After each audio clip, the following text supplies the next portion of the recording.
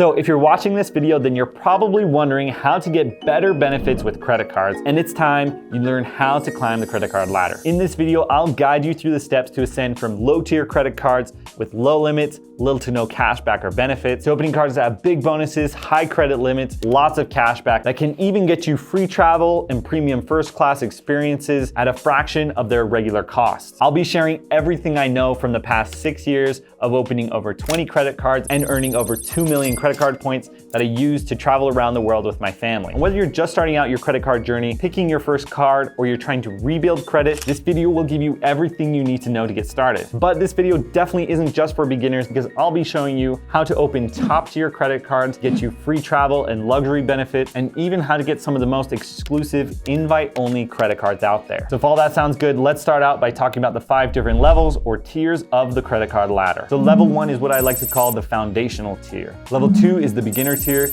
Level 3 is the medium tier. Level 4 is the premium tier. And level 5 is the exclusive tier. So for each of these levels, I'll be sharing what kind of credit score you need, how long you should expect to be here, what kinds of credit cards make up this level, the benefits you get at this level, and the objectives you'll need to accomplish to get to the next level. And I'll give you recommendations on the best cards you should look for at each level. So starting off with level 1 at the foundational tier, the credit score you'll need is none. Because by definition, this is the beginner tier where you're going to start your credit card journey and you really don't have to have a credit score to get started. So what types of credit cards typically make up level 1? You're usually going to see 3 types of credit cards: secured cards, student cards, and credit builder cards. Secured cards require you to make a deposit to the bank that you're getting a credit card with, and typically that'll be $200 to $500. In exchange for depositing money with that bank, they will allow you to borrow that money in the form of your credit card limit. So because of that deposit requirement, secured cards are some of my least favorite credit cards, but for those starting out, sometimes that's the only thing you can get. And especially for people rebuilding credit,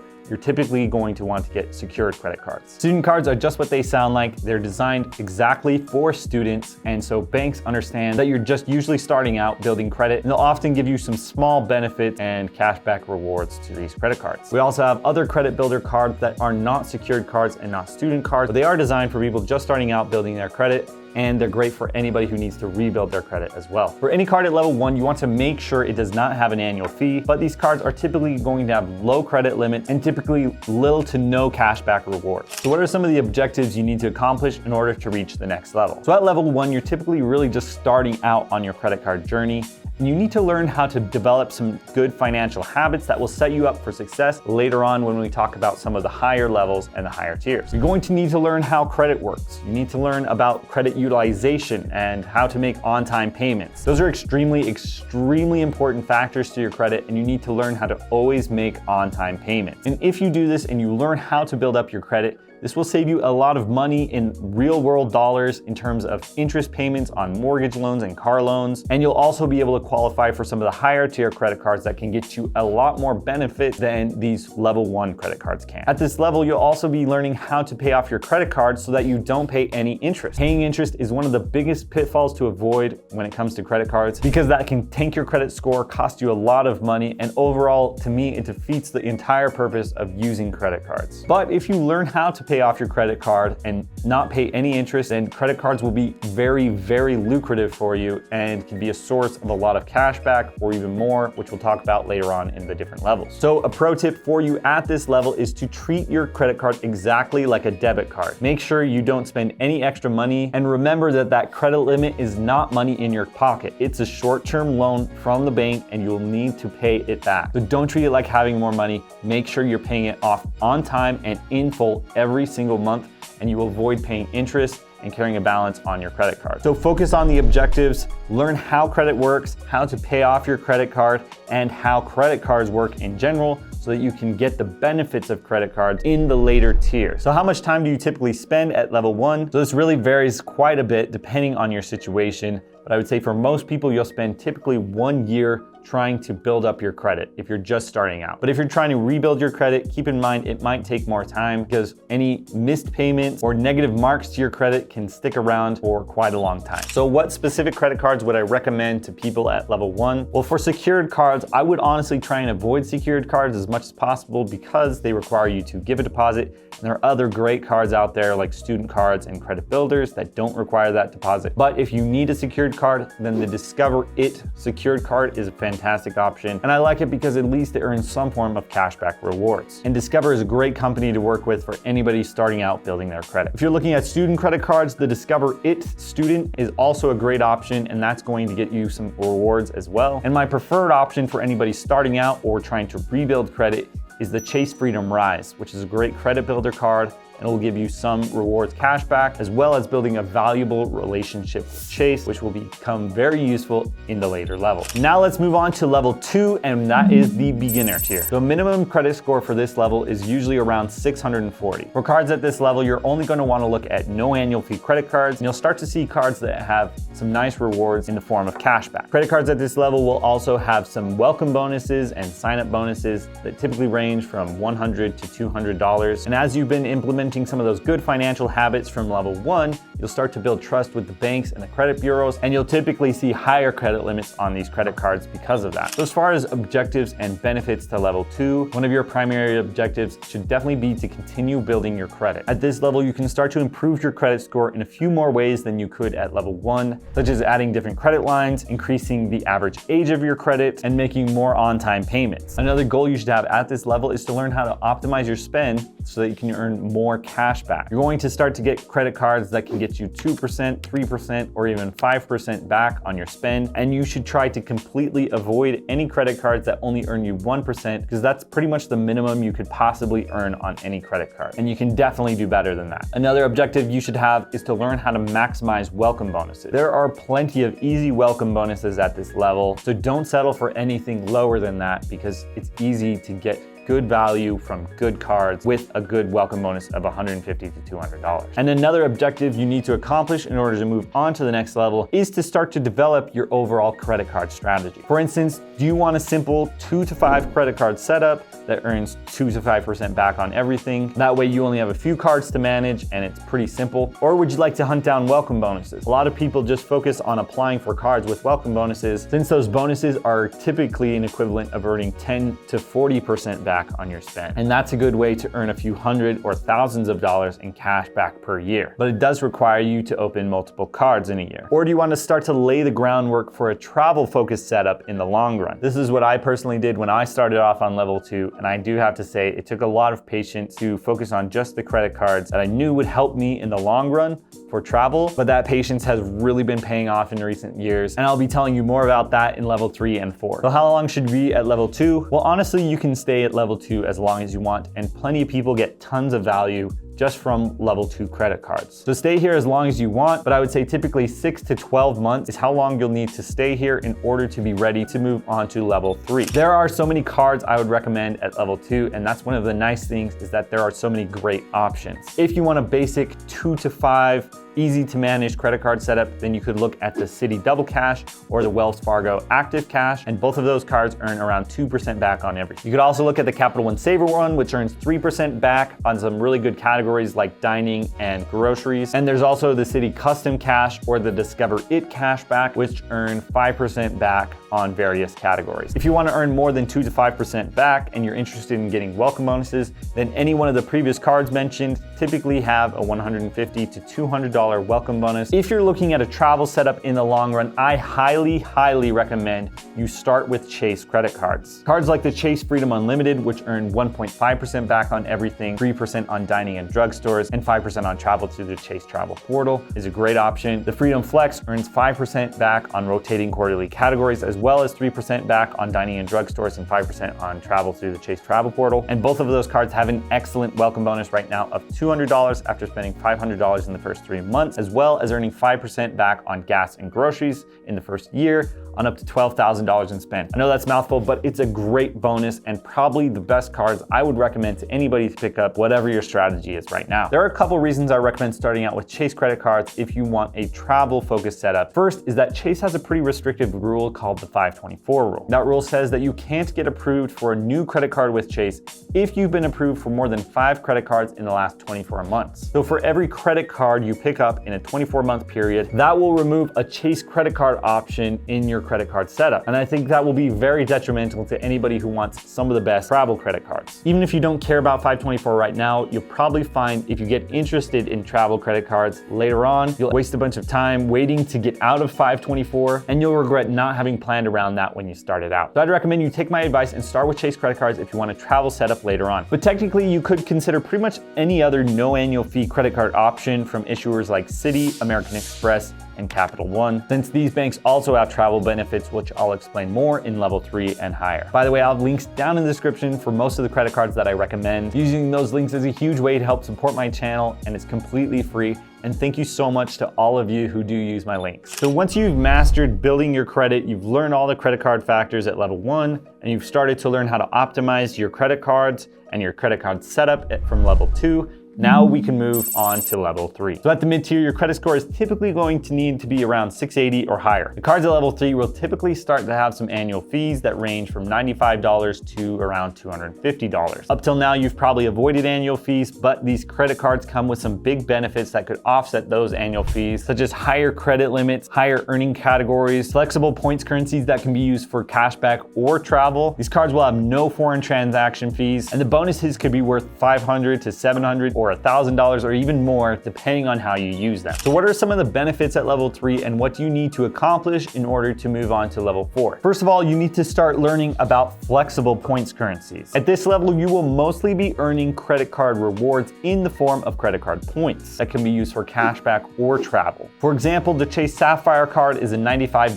annual fee card with a 60,000 point welcome bonus after spending $4,000 in the first 3 months. Those 60,000 Chase points could be used for $600 in cashback, but you could also redeem them for travel in a number of ways. One way is through the Chase Travel Portal, which is a travel booking service similar to using Expedia. And you could redeem your 60,000 Chase points through the travel portal for 25% more value, but with some of the best cards at this level, you will also have unlocked the ability to transfer your credit card points to travel partners. And this turns out to be a hugely valuable strategy when it comes to travel. And if you were to transfer those 60,000 Chase points, you could typically get around 2 cents per point, meaning you'll get $1,200 in value. So as you can see, the value of flexible points currencies is huge. And another objective you're going to want to learn at this level is how to redeem those flexible points currencies. You're probably not going to be able to master transferring your points at this level, but just at least get familiar with how to take credit card points, transfer them to a hotel partner, and redeem them for more value than they would have as cashback. For example, one of my favorite ways to transfer points, and the first way I really started getting into the travel game,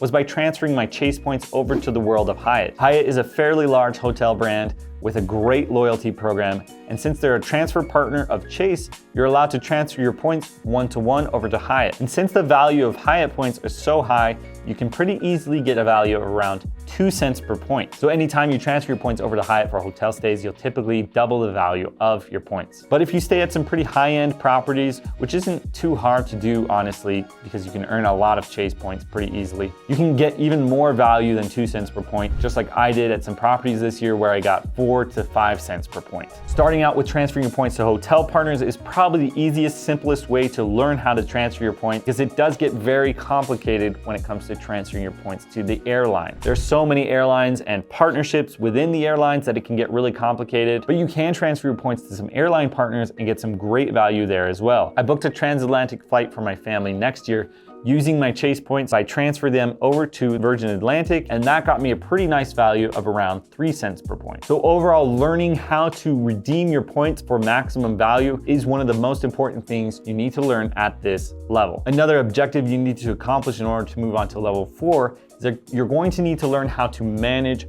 multiple credit cards with different credits, because your annual fees will be costing you. And you need to make sure you're getting more value than the annual fee, otherwise you're just paying the bank for no reason. And this will be critically important to do at level 3, because when we get to level 4, it's going to be more extreme when it comes to the annual fees and the credits that come with those cards. So at level 3, learn how to manage multiple cards with annual fees and develop systems and habits so you can take full advantage of the credits that are going to come with these cards. So how long will you typically spend at level 3? This can definitely vary depending on your goals, and honestly, a lot of people might stop at level 3, but I would say you want to spend a minimum of 6 months, maybe up to 2 years, learning how the different points currencies work and what kind of travel redemptions work best for you in your situation. There are so many great cards to recommend to you at level 3, and my first and number one recommendation is the Chase Sapphire Preferred. It's a great card with just a $95 annual fee, but a 60,000 point welcome bonus that could be worth up to $1,200 in value or more. If you transfer your points, you'll earn 2x on travel and 3x on dining and drugstores. And you'll also unlock the ability to transfer your points to travel partners, which you will not have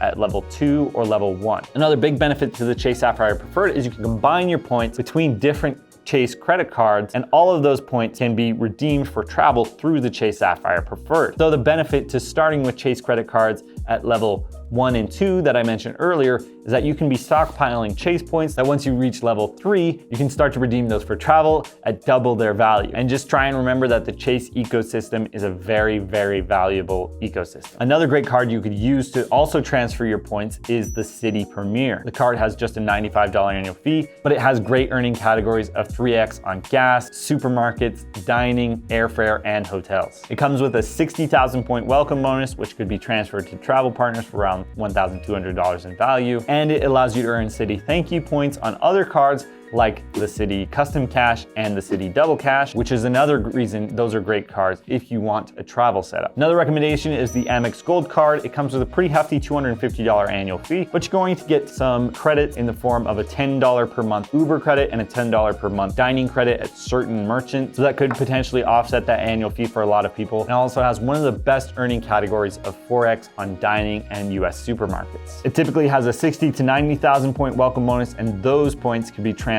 to Amex travel partners for about 2 cents per point. At this level, you can also start to look at various hotel and airline credit cards, but those typically only earn points in the form of the specific hotel or airline. So I'd recommend you start out with some of the flexible points currencies, especially Chase credit cards, because of the 524 rule. But some of my favorite hotel and airline credit cards are the World of Hyatt card, the IHG Premier, and any one of the Southwest credit cards. All right, so once we've entered the world of travel in level 3 and we've started to get familiar with how to use our points for travel and get much more value than we would have normally as cashback, it's time to take it to the next level, and we'll move on to level 4, which is the premium tier. The minimum credit score you're going to want to get into level 4 is around 740. The annual fees you'll typically see on cards in level 4 are going to range from $400 to around $700, but with bigger annual fees, you're going to start to get a lot more credits and benefits that come with these cards. Things like airport lounge access, lots of credits like travel credits, dining credits, incidental credit. You're going to get hotel status with these cards, which can get you room upgrades and free meals. You're also going to get top tier travel protections and insurances and purchase protection, as well as higher earning rates on your credit cards. And overall, there's just a lot more going on with each credit card.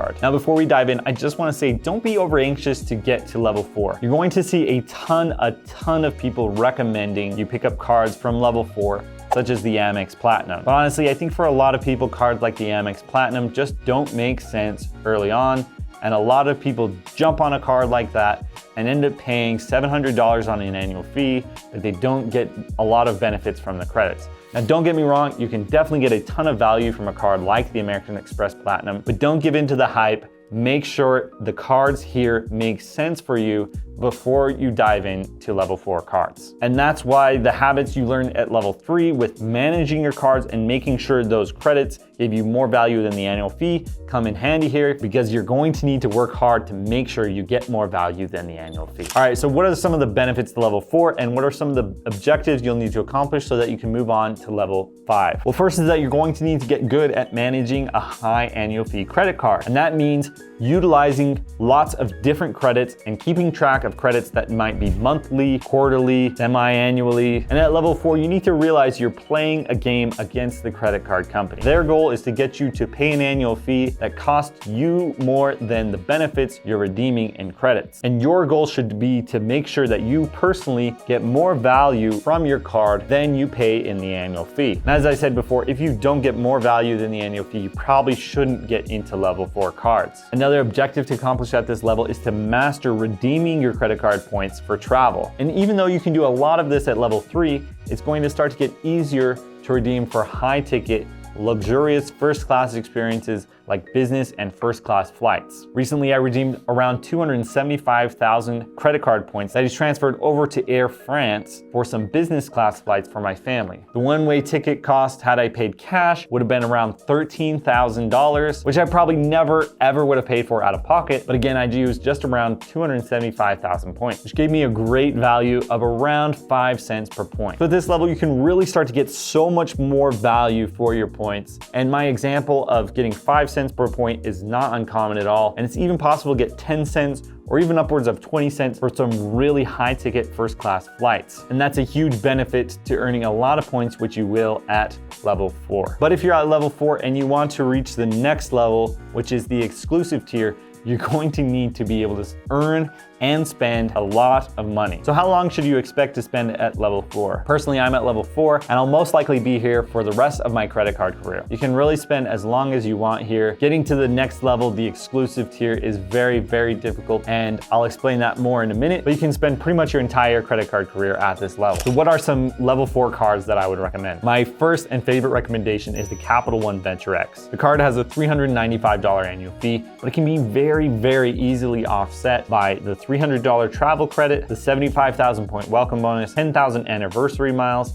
and the $100 global entry or TSA PreCheck credit. Now, the $300 travel credit does need to be used through the Capital One travel portal, so that does make it a little annoying, but this card gets you one of my favorite benefits, which is airport lounge access. The airport lounge is a huge benefit that comes with level 4 cards because it makes the airport experience so much better and it's so much more practical. Any good lounge is going to have free meals, and it's often a much better experience sitting in the lounge, getting good Wi-Fi at a comfortable chair than it is sitting at the gate waiting for your flight. And with a card like the Capital One Venture X, where you can cover the annual fee pretty easily with the other credits, that airport lounge access is essentially free for you, and you can pretty much plan on not spending money on expensive airport food. The lounge access with the Capital One Venture X is through Priority Pass, and a quick note on any airport lounge access, you'll want to check with your airport and the airports that you most often travel through just to make sure that there is a lounge at that airport. Another great card that I would recommend at level 4 is the Chase Sapphire Reserve. The card has a $550 annual fee, and it gets you Priority Pass access, as well as Priority Pass restaurant access, which is not very common, but if there's one at your airport, this should be a strong contender for your level 4 card. It also comes with a $300 travel credit, which is a very flexible, easy to use credit, unlike the Capital One credit, and there's a nice 60,000 point welcome bonus on the card. And another recommendation for you is the Amex Platinum card. The card comes with a hefty $695 annual fee, but the welcome bonus you'll find to typically range from 100,000 to even upwards of 150,000 points. There are so many credits that come with this card that in the credit card space, we like to call it the coupon book card. But honestly, if you're able to take advantage of those credits, it could make sense to get the Amex Platinum. But a word of caution for you is to try and avoid what a lot of people do with the Amex Platinum, which is to get the card as sort of a status symbol. And I would recommend you take a very rational approach to getting the card and make sure you can get more value than the hefty annual fee on the card. And if you want a credit card that acts as a status symbol, then you should probably aim for getting level 5 credit cards. So moving on to level 5 credit cards, we have the exclusive tier. Now, this tier is an invite-only tier, and there's no way for you to publicly apply for any of those cards. So if you want them, sorry, there's pretty much no other way to get them except to earn and hold a lot of money. Typically, the cards you're gonna see here are not really gonna have a lot more practical benefits than the cards we saw on level 4. But the level of service that's typically offered with these cards and their dedicated concierges is probably the main benefit, as well as being able to flex and say that you got a card only some people have ever gotten. So first up is the JP Morgan Reserve card. In order to get this card, you're going to need to have a minimum of $10 million in assets with JP Morgan Private Bank. The annual fee is basically the same as the Reserve, as well as the various benefits that come with the card. And another exclusive tier card is the Amex Black card or the Amex Centurion card. It's rumored that you're going to need to spend a minimum of $250,000 a year with Amex in order to even be considered for this card, and you're going to have to pay a $10,000 initiation fee as well as a $5,000 annual fee. So what kind of benefits can you expect to get with this hefty annual fee? Well, not too much more than the Amex Platinum, to be honest. You will have some dedicated spaces in Amex Centurion lounges that are only for Black card holders. You'll also have a concierge that is dedicated to getting you pretty much whatever you want. And I guess that does kind of make sense for somebody who has enough money that they probably don't need to worry about a bunch of credits and pinching pennies to save money on travel. If you're a Black card holder, the number one thing you probably want is more time and convenience, and that is really what the Black card offers. By the way, if you've made it to this point in the video, you're an amazing person, and please let me know what your thoughts are on climbing the credit card ladder. Also, this is a new studio for my channel, and I would love to hear your thoughts, whether you like it or hate it. Please let me know down in the comments. Thanks for watching, guys, and I'll see you next time.